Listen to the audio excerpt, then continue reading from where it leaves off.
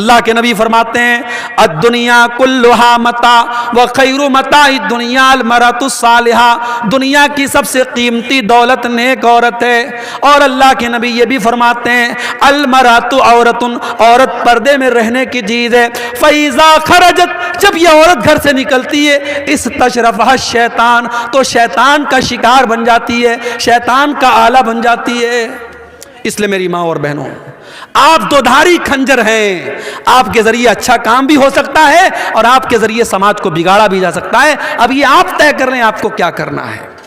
اور مردوں سے میں گزارش کروں گا کہ آپ کے گھر کی عورتیں کیا پہن رہی ہیں، کس حالت میں نکل رہی ہیں، یہ دیکھنا آپ کی ذمہ داری۔ آپ دیوس نہ بنے، آپ بے غیرت نہ بنے۔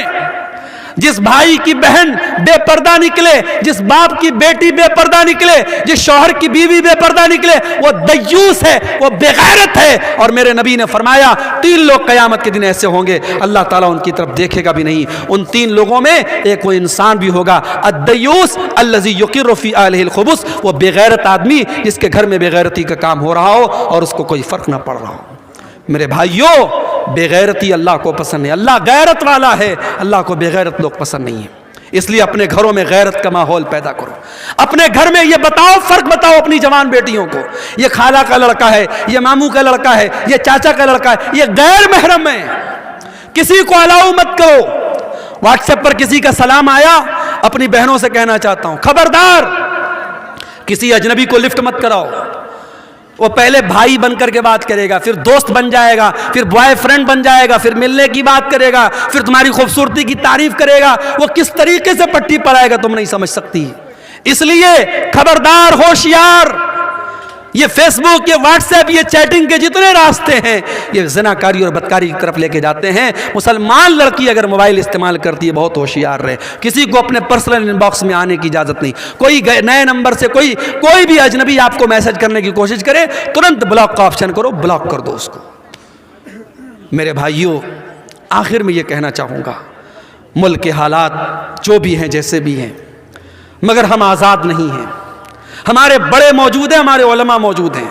ہم اپنے علماء کی، اپنے بڑوں کی رہنمائی کے بغیر کوئی قدم نہیں اٹھائیں گے، کوئی ایسا کام نہیں کریں گے جس سے ہمارے ملک کا کوئی نقصان ہو، ہماری کمیونٹی کا کوئی نقصان ہو، ہمارے سماج کا کوئی نقصان ہو۔ دنیا میں جو لوگ اور فتنہ فساد کی باتیں کر رہے وہ کرتے رہیں، میں تو کسی ایسے بیان کے بھی پچھ میں نہیں ہوں جو بیان 2 کمیونٹی کے بیچ میں فساد پھیلانے کی کوشش کرے۔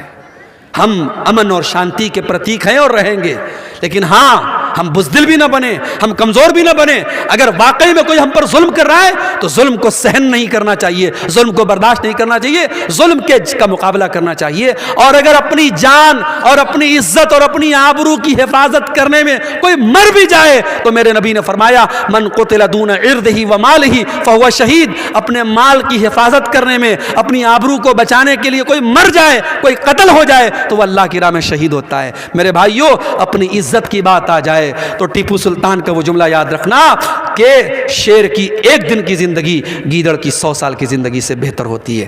آخر میں یہ یوٹیوبر حضرات سے میں کہنا چاہوں گا کہ چونکہ ملک کا ماحول بہت سینسیٹیو ہے، ملک کا ماحول بہت سینسیٹیو ہے، اور میں یوٹیوبر سے یہ کہنا چاہوں گا، اس لیے کہ 50 سینکڑوں یوٹیوبرز یہاں موجود ہیں، کون کس چینل کا والا ہے میں نہیں جانتا۔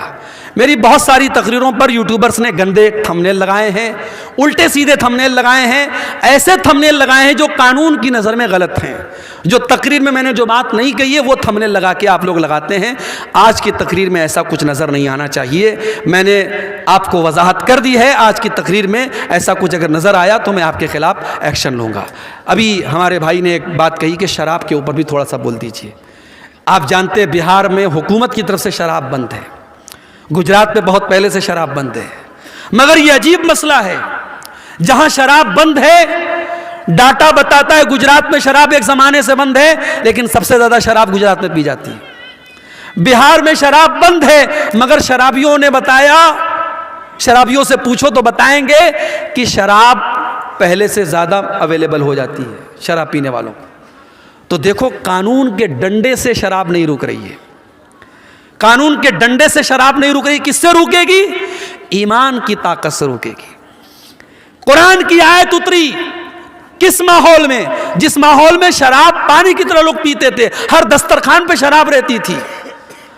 اور اسی لیے شراب اکٹھے حرام نہیں ہوئی، شراب 3 اسٹیپ میں حرام ہوئی. پہلے اللہ نے سورہ بقرہ کی آیت نازل کی، یسألونک عن الخمر والمیسر قل فیہما اسم کبیر ومنافع للناس واثمہما اکبر من نفعہما. اے نبی، لوگ آپ سے شراب کے بارے میں پوچھتے ہیں، جوا کے بارے میں پوچھتے ہیں. اے نبی، آپ بتا دیجئے کہ شراب اور جوا میں کچھ فائدہ ہے لیکن زیادہ نقصان ہے. اس کا نقصان زیادہ ہے، فائدہ کم ہے. اب یہ شراب میں کیا فائدہ تھا؟ شراب پینے والے کہا کرتے تو اس کو پی کر کے ہمارے اندر طاقت آ جاتی ہے. جوا کھیلنے والے کہتے تھے جوا کھیل کر کے ہم راتوں رات امیر بن جاتے ہیں. تو اللہ نے کہا چلو فائدہ ہے لیکن نقصان زیادہ ہے. شراب پی کے تم بہت غلط کام کرتے ہو، جوا کھیل کے بہت غلط کام کرتے ہو. یہ پہلی آیت اتری. دوسری آیت اتری سورہ نساء کے اندر. اللہ نے فرمایا لا تقربوا الصلاۃ وانتم سکارا. دیکھو شراب پی کر کے نماز کے قریب مت جاؤ. پھر تیسری آیت اتری سورہ مائدہ کی، انما الخمر والمیسر والانصاب والازلام رجس من عمل الشیطان. شراب، جوا اور پانسے کے تیر اور غیر اللہ کے آستانے، یہ سب گندے کام ہیں، شیطان کے کام ہیں. جب یہ آیت اتری صحابہ کرام شراب پی رہے تھے. جیسے ہی قرآن کی یہ آیت اتری اور نبی نے آگے بتایا کہ ایسی آیت اتری ہے، صحابہ نے اپنے گھر سے شراب کے سارے برتن نکال نکال کے توڑ کے پھینک دیے. شراب پورے مدینہ کی گلیوں میں پانی کی طرح بہہ گئی. آج ہمارے ملک میں گٹکھا بک رہا ہے، سگریٹ بک رہی ہے، بیڑی بک رہی ہے. بیڑی کے پیکٹ پہ لکھا ہوا ہے، سگریٹ کے پیکٹ پر لکھا ہے tobacco is dangerous to health. تمباکو کا استعمال صحت کے لیے بہت خطرناک ہے. ٹوبیکو کازز کینسر، تمباکو سے کینسر ہوتا ہے. حکومت چھپوا بھی رہی ہے، اس پر پھیپڑے کی خطرناک تصویر بھی بنی ہے، کینسر کی تصویر بھی بنی ہے، اور وہی حکومت لائسنس دے رہی ہے. اور بیڑی بھی بک رہی ہے، گٹکھا بھی بک رہا ہے، سگریٹ بھی بک رہی ہے. میرے بھائیوں، دنیا کے قانون اور دنیا کے ایڈورٹیزمنٹ کے ذریعے جو کام نہیں ہوا محمد رسول اللہ کے دور میں، جب ایڈورٹیزمنٹ نہیں تھا، جب ٹی وی اور ریڈیو کا دور نہیں تھا، صرف ایک قرآن کی آیت پر پورے مدینہ میں شراب کی ندیاں بہہ گئیں. ہم اسی نبی کا کلمہ پڑھنے والے ہیں میرے بھائی. ہمیں کوئی شراب کا نقصان نہ بھی بتائے، ہمارے لیے تو اتنا کافی ہے کہ میرے نبی نے شراب کو حرام قرار دیا ہے. اور میرے نبی نے کہا ہے شراب اتنی گندی چیز ہے، جو شراب پیے گا قیامت کے دن جہنمیوں کا پیپ اور مواد اسے پلایا جائے گا. شراب اتنی گندی چیز ہے، میرے نبی نے لعنت کی شراب پینے والے پر، پلانے والے پر. شراب کے لیے جو رس نچوڑا جاتا ہے اور شراب کو جو لے کے جاتا ہے، شراب کو جو بیچتا ہے، جو خریدتا ہے، سب پر اللہ کے نبی نے لعنت کی ہے. میرے پیارے ساتھیوں، شراب ام الخبائث ہے. جو شراب پی لے گا وہ زنا بھی کر سکتا ہے، وہ اپنی ماں بہن بیٹی کے ساتھ بھی غلط کام کر سکتا ہے، کچھ بھی کر سکتا ہے وہ. اس لیے مسلمان، شراب بندی تو ہمیں اور آپ کو کرنا چاہیے تھا. مجھے یاد ہے ہریانہ کے گاؤں میں مسلمانوں نے یہ فیصلہ کیا تھا کہ ہمارے یہاں شادی میں 1 پیسہ جہیز کا نہیں لیا جائے گا، اور لڑکی کی شادی سمپل طریقے سے ہوگی، کوئی بارات نہیں آئے گی، اور کوئی بارات لے کے جائے گا، کوئی جہیز لے گا تو پورا گاؤں اس کا بہشکار کرے گا. آج یہ مثال ہریانہ میں موجود ہے، میڈیا میں اس کو بہت بیان کیا گیا. میں چاہتا ہوں آپ کے گاؤں میں، آپ کے علاقے میں بھی اس طریقے کی تحریک چلے کہ ہمارے گاؤں کا جو شراب پیے گا ہم گاؤں سے اس کا بائیکاٹ کر دیں گے. آپ ایسی کوشش کریں، انشاءاللہ جب آپ شراب بندی کریں گے تو پوری ملک کے لیے مثال بنے گی. میرے بھائی، جو کام قانون کے ڈنڈے سے سمبھو نہیں ہے وہ مذہب کے ذریعے اور ایمان کے ذریعے سمبھو ہے. یہ چند سوالات آئے ہیں، ان کو بیان کر کے بات ختم کرتے ہیں. میرے والد محترم میرا عقیقہ نہیں دیے ہیں تو خود اپنا عقیقہ دے سکتے یا نہیں؟ اگر والد محترم کو طاقت نہیں تھی اور انہوں نے نہیں کیا تو کوئی حرج کی بات نہیں ہے، اور طاقت کے باوجود انہوں نے نہیں کیا تو غلط کیا. آپ اگر کر سکتے ہیں تو کر لیجئے، انشاءاللہ بہتر ہے. اگر نہیں کیا ہے تو آپ کر سکتے ہیں، کوئی حرج کی بات نہیں. جامع مسجد جس جگہ پر قائم ہے وہ جگہ چھوٹی پڑ گئی، اس لیے دوسری جگہ بنا سکتے ہیں، یعنی بنا سکتے ہیں بالکل. جو جامع مسجد ہے اس کو بھی آپ مسجد رہنے دیں، دوسری جگہ بنا لیں. اس کو وقتیہ مسجد بنا لیں، دوسری جگہ جامع مسجد بنا لیں، چل سکتا ہے، کوئی مسئلہ نہیں انشاءاللہ. تھوڑی سے بازو میں اگر پڑ جاتا ہے تب بھی کر سکتے ہیں. اگر اس سے قریب میں متصل میں جگہ نہیں مل پا رہی ہے تو کر سکتے ہیں. پہلی والی جو مسجد ہے اس کو ہم بیچ دیے. اچھا، اس کو بیچ کر کے اس کو بیچ کر کے اس پیسے سے دوسری جگہ لینا چاہتے ہیں. اب یہ تو پھر تھوڑا سا مشکل مسئلہ ہے، اس کے بارے میں علماء سے پوچھنا پڑے گا. اس کے بارے میں آپ اپنے علاقے کے علماء سے ایک فتویٰ نکلوا لیں. رشوت لے کر ناحق فیصلہ کرنا عام ہے، یہ سوال نہیں، یہ بتا رہے ہیں کہ ایسا ہو رہا ہے، بالکل غلط ہو رہا ہے۔ اور مجھے کئی جگہوں کے بارے میں پتہ لگا کہ جو سردار لوگ ہوتے ہیں، جو پنچ لوگ ہوتے ہیں، پیسہ لے کر کے کسی ایک پچ کا وہ پشپات کرتے ہیں۔ تو یہ دیکھیے، کسی کے بارے میں غلط فیصلہ کرنا یہ تو آلریڈی بہت بڑا گناہ ہے، لیکن جس کو پنچ بنایا گیا ہے اس کو تو ایک طریقے سے قاضی بنایا گیا، جج بنایا گیا، اور جج جب غلط فیصلہ کرے گا تو یہ بہت بڑا گناہ کا کام ہے، اس کو اللہ تعالیٰ کے یہاں ڈبل سزا ملے گی، اس کو حساب دینا پڑے گا۔ تو اس لیے جو انسان پنچ ہے، جو فیصلہ کرنے کا جس کو اختیار دیا گیا ہے، وہ ہمیشہ اپنی چھوی کو اتنا پاک صاف رکھے، کوئی رشوت نہیں چلے گی اس کے یہاں، جو حق ہے جو صحیح ہے اس کا وہ ساتھ دے، اس کو ایسا کرنا چاہیے۔